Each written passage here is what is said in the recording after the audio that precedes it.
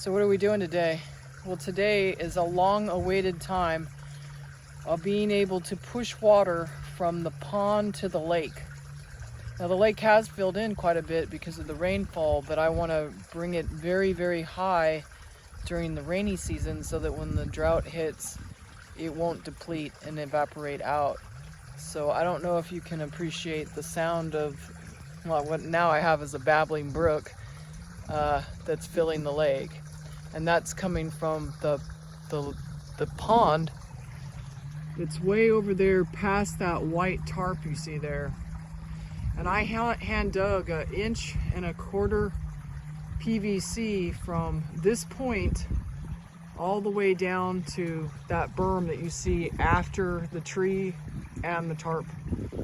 So I was not being very successful at using, I wanted it not to be mechanical at all. I didn't want to have to fire up a gas engine to pump water through the pipe.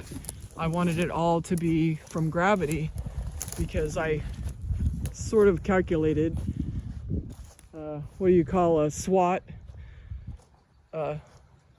Scientific wild ass guess that there was enough drop between the lake up there, or the pond up there, to the lake where I just filmed. So I'm just going to take you on a little bit of a walk to show you pretty much just the trench line and how far that actually was to dig. And I did it, of course, during the summertime when it's the most miserable time of all to do it in.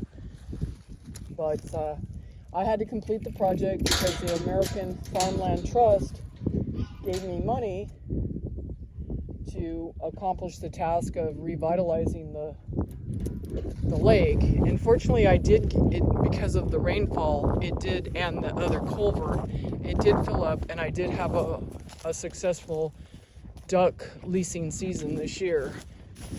So you can see I still need some more fill dirt here, or to fill it in better.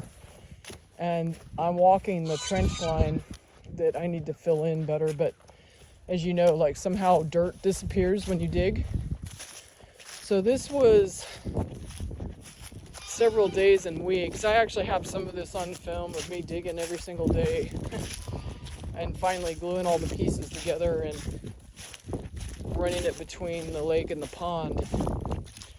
But my problem is that as I was trying to siphon the water, I had a one-way valve in the pond.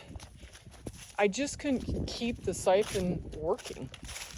And I actually just had to call out a friend because I was like beside myself. I was like, I just can't get this thing to work no matter what I do. I even went so far as to buy like a drill. I have yet to get it in the mail, but I'll use it for something else. Like a drill powered pump to at least get the water flowing. And I'll show you what I got here as I near the pond. So, and it's really necessary to be able to bleed some water off the pond as well, because it will overflow over this levee and then it would cruise down to the lake, and it was like destroying, eroding away the dirt. And every year I had to fill in with dirt. I'd have to go down to the neighbors that had some extra dirt and fill in the levee and fill in that whole stretch between this little pond and a creek.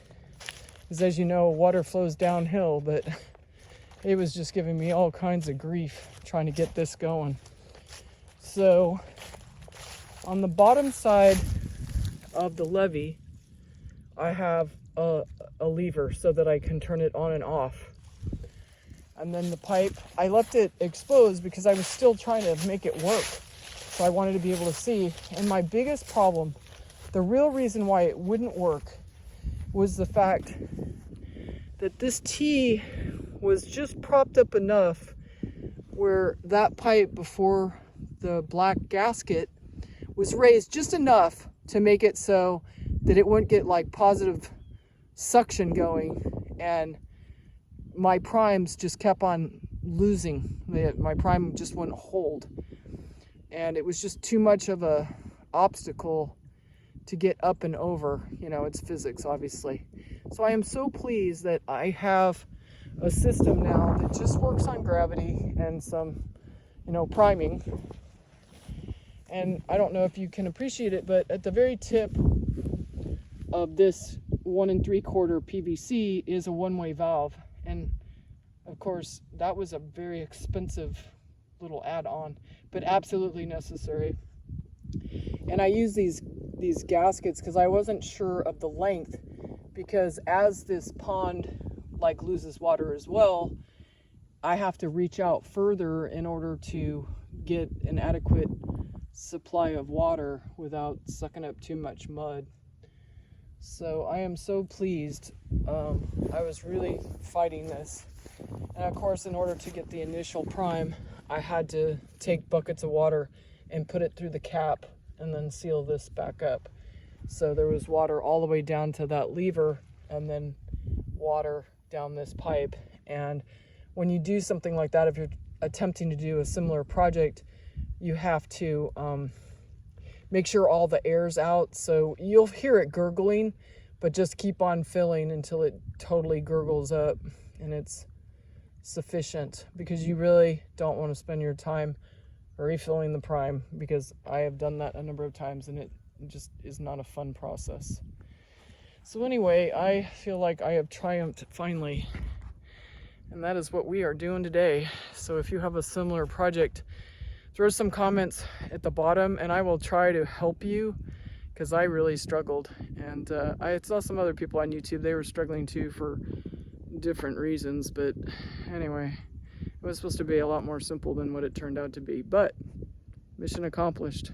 Just keep on trying and asking friends to help you, because without them I felt pretty defeated. Anyway, I hope it helps.